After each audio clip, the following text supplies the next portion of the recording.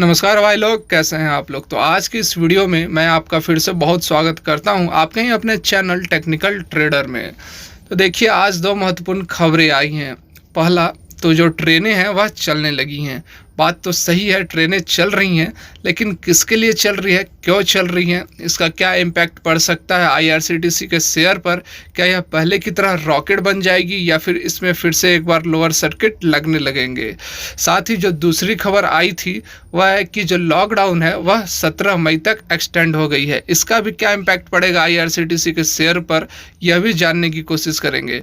और साथ में ट्रंप के उस एक्शन को भी जानेंगे जिसके कारण कि ग्लोबल मार्केट्स में मंदी छाई हुई थी और आने वाले समय में भी इसका काफ़ी इम्पैक्ट आपको देखने को मिलेगा। तो ये सारा कुछ जानेंगे इस वीडियो में। रिक्वेस्ट एक ही है कि अगर यह वीडियो आपको अच्छी लगे तो कृपया लाइक करें और चैनल को सब्सक्राइब नहीं किया तो जेन्युइन इन्फॉर्मेशन के लिए सब्सक्राइब भी कर ले। तो चलिए वीडियो को आगे बढ़ाते हैं। तो सबसे पहले मैं यह एक चीज़ क्लियर कर दूं कि जो भी ट्रेनें आज चल रही हैं या फिर आने वाले 2-4 दिनों में चलेंगी, उसका रेवेन्यू से कोई मतलब नहीं है, उसका कमर्शियल पर्पस से कोई मतलब नहीं है। जो भी ट्रेनें चल रही हैं उससे इंडियन रेलवे को 1 रुपया भी रेवेन्यू जनरेट नहीं होने वाली है। यह केवल उन लोगों के लिए चल रही है, उन टूरिस्ट्स के लिए चल रही है, उन लेबर्स के लिए चल रही है, उन स्टूडेंट्स के लिए चल रही हैं जो कि 1 से 1.5 महीने तक अपने घर नहीं आ पाए हैं, देश के दूसरे कोनों में फंसे हुए हैं। आज 1 मई है जिसे कि मजदूर दिवस के रूप में मनाया जाता है।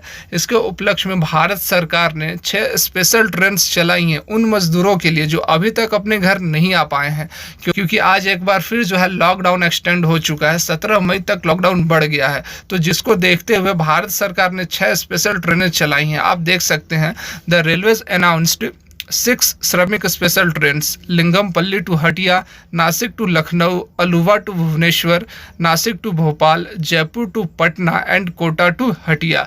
तो यह 6 ट्रेनें हैं जो कि देश के दूसरे कोनों से उन मजदूरों को लाएंगे जो कि अभी तक अपने घर नहीं पहुंच पाए हैं। तो इससे वैसा कोई मतलब ना निकाले कि जो पैसेंजर ट्रेनें हैं वह फिर से दौड़ने लगेंगी, फिर से पटरी पर आ जाएंगी।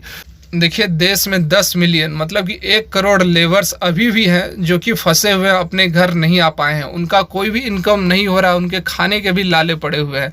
तो ऐसे में आपको आने वाले दिनों में ट्रेनें दौड़ते हुए ज़रूर दिखेंगी, लेकिन इसका कोई मतलब नहीं है कि पैसेंजर ट्रेन दौड़ेंगी, पैसेंजर ट्रेन चलने लगेंगी। तो इससे कोई भी रेवेन्यू जनरेट नहीं होने वाला। आईआरसीटीसी के शेयर पर कोई भी इफेक्ट नहीं पड़ने वाला है।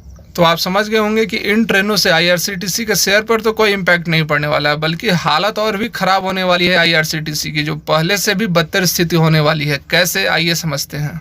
आज फिर से एक बार लॉकडाउन को बढ़ा दिया गया है। तीसरी बार लॉकडाउन को बढ़ाया गया। अब 17 मई तक लॉकडाउन को एक्सटेंड किया गया है। इसका मतलब क्या हुआ? इसका मतलब यह हुआ कि आने वाले 2 सप्ताह तक भी भारतीय रेलवे को 1 रुपया भी इनकम नहीं होगी, उसकी कोई भी रेवेन्यू जनरेट नहीं होगी इन आने वाले दिनों में। तो इसका सीधा इम्पैक्ट जो है आईआरसीटीसी के शेयर पर आपको देखने को मिलेगा। और देखिए, एक चीज़ और देखिए, आप यह तारीख देखो, आप जिस तारीख से इसने अप ट्रेंड दिखाया है, यह 26 मार्च, मतलब कि जिस दिन से भारत में पहली बार लॉकडाउन शुरू हुई थी उसके बाद से देखो यह शेयर गिरा ही नहीं।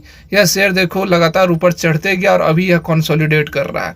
इसका मतलब क्या आप निकाल सकते हैं? मतलब कि 1.5 महीने होने वाले हैं और अगला जो 17 मई तक आप जोड़ लो, लगभग 2 महीने, और उसके बाद भी कोई कन्फर्मेशन नहीं है कि लॉकडाउन खत्म हो जाएगी। उसके बाद भी लॉकडाउन बढ़ सकती है, जिसकी भी बहुत ज़्यादा प्रोबेबिलिटी है। मतलब कि 2 से 2.5 महीने तक भारतीय रेलवे को 1 रुपया भी इनकम नहीं हुई, कोई रेवेन्यू जनरेट नहीं हुई। उसके बावजूद इसके शेयर पर आप एक नज़र डालो। यह देखो 26 मार्च से यह शेयर ऊपर की ओर चलता गया। यह देखो 26 मार्च से यह शेयर ऊपर की ओर चलता गया। इसका आपको आईआरसीटीसी पर कोई इम्पैक्ट नहीं दिख रहा है। लॉकडाउन का आपको कोई भी इम्पैक्ट आईआरसीटीसी के शेयर पर नहीं दिख रहा है। ऐसा क्या हो सकता है? इसका मतलब साफ है कि इस शेयर को गिरने नहीं दिया जा रहा है। कोई ना कोई ताकत है जो इस शेयर को पकड़ कर रखी हुई है, और वह ताकत आप जानते हैं, मैं भी जानता हूँ, और वह है ऑपरेटर। तो इसमें ऑपरेटर का गेम खेला जा रहा है। मैंने पहले भी वीडियो बनाया था जिसमें मैंने बताया था, ऐसा आप देख सकते हैं, लिंक डिस्क्रिप्शन में है। तो इसलिए आपको बहुत ही सावधान रहने की ज़रूरत है, क्योंकि ऑपरेटर भी कब तक इस शेयर को पकड़ कर रखेगा। कभी ना कभी तो यह शेयर नीचे आएगी और बहुत ही जल्द आपको यह शेयर में एक बहुत ही बड़ी करेक्शन देखने को मिलेगी। बड़ी करेक्शन इसलिए मिलेगी क्योंकि यह जो 2 महीने का रेवेन्यू लॉस हुआ है उसको जो मैनेज करके रखा गया है उसका जब असर आपको दिखेगा तो इसमें एक भारी करेक्शन मिलेगी आपको। और इसका बाइंग लेवल 800 से 900 के बीच में ही बनता है। अगर आपको लगता है कि यह बहुत कम है तो आप 1000 से बाइंग शुरू कर सकते हो, लेकिन अगर इससे ऊपर आप बाइंग शुरू करते हो तो आपको लॉस होने के काफ़ी चांसेस है इसमें। एक चीज़ और मैं आपको बता देना चाहूँगा कि हो सकता है जो मंडे को मार्केट ओपन हो इसमें आपको एक तेज़ी देखने को मिल सकती है, क्योंकि आप एक चीज़ देखो, यह 26 मार्च का यह जो डेट है, इस दिन देखो लॉकडाउन लगी थी पहली बार, और देखो इस दिन से आपको इसमें एक तेज़ी दिखी। तो यह तेज़ी क्या थी? ऑपरेटर की चाल थी। तो हो सकता है कि मंडे को भी कुछ तेज़ी आपको इसमें देखने को मिले, लेकिन आपको झांसे में नहीं आना है, आपको बाइंग नहीं करना, आपको वेट करना है, आपको लेवल्स के वेट करना है। यह बहुत ही जल्द गिरने वाली है और 800 900 के लेवल पर आप बाइंग कर सकते हैं। तो आइए अब देख लेते हैं ट्रंप के उस एक्शन को जिसके कारण कि ग्लोबल मार्केट में आज कमजोरी बनी हुई थी और आने वाले समय में भी कमजोरी रहने के पूरे आसार हैं। तो जैसा कि आपको पता है कि कोरोना वायरस को लेकर अमेरिका और चाइना में टेंशन चल रही है। उसी के बीच में प्रेसिडेंट डोनाल्ड ट्रंप ने एक बात कही कि वह चाइना के खिलाफ टैरिफ्स का यूज़ कर सकते हैं। अब टैरिफ्स क्या होती है? टैरिफ्स मतलब कि जो भी प्रोडक्ट अमेरिका इंपोर्ट कर रही है चाइना से, वह उस पर टैक्सेस को बढ़ा सकते हैं। टैक्सेस बढ़ाने से क्या हुआ कि उनके सामान महंगे हो जाएंगे और अमेरिका में कोई इसे खरीदेगा नहीं। इसका सीधा मतलब यह हुआ कि अमेरिका चाइनीज़ सामानों का बॉयकॉट करने वाली है। तो इसका क्या इम्पैक्ट पड़ेगा? इसका इम्पैक्ट पड़ेगा कि इन दोनों के बीच के जो रिलेशंस हैं और ख़राब होंगे, चाइना को फाइनेंशियल लॉस हो। अगर यह बात और बिगड़ती है तो आगे और भी माहौल ख़राब हो सकते हैं। इस एक्शन का आपको आज के ग्लोबल मार्केट पर भी असर देखने को मिला। ग्लोबल मार्केट में काफ़ी प्रेशर बना हुआ था और आगे भी प्रेशर रह सकता है, तो आपको काफ़ी ध्यान से ट्रेड करना होगा। जो गुरुवार को तेज़ी थी वह तेज़ी आपको अभी आगे कुछ दिनों में देखने को नहीं मिलेगी।